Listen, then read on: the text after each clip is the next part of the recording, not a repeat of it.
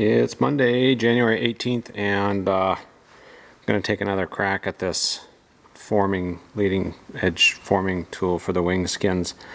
I showed you yesterday I got about to there and couldn't make this turn. I was using a hacksaw. I was also using this bandsaw here. It has a 3/8 inch blade on it, so I went and got a 1/8 inch blade, and I'm going to give that a try to see if that works any better.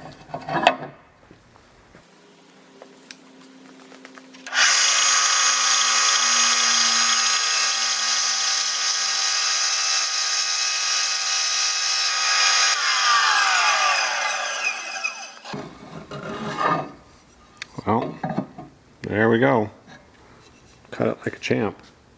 I'm gonna have to probably clean this up a little bit.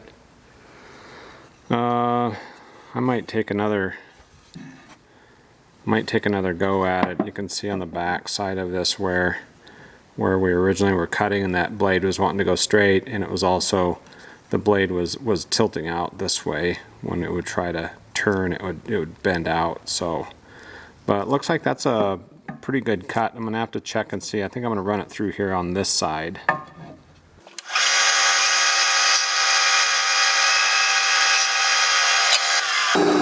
Yeah, that looks pretty good.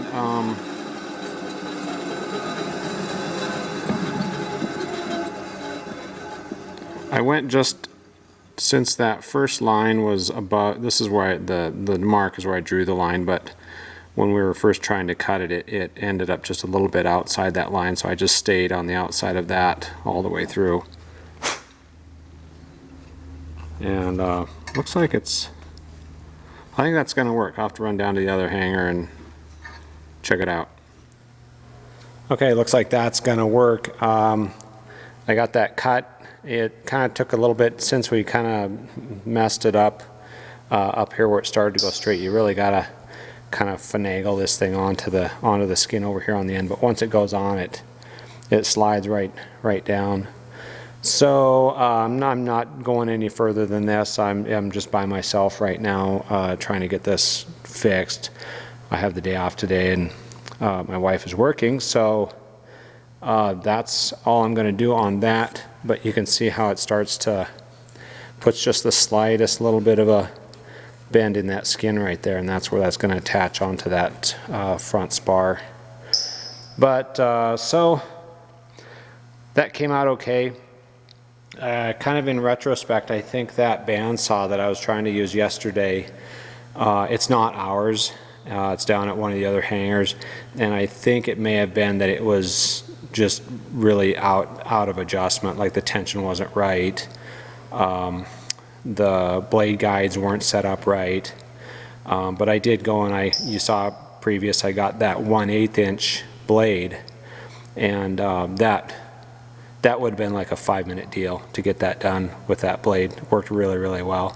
So I suspect possibly that saw wasn't set up right. Once I got it set up, it just zipped right through it. So I think that's all I'm going to be doing today is just this. Like I said, I've got the day off, but my wife doesn't. She's working, and this is a two-person job to get this done for us.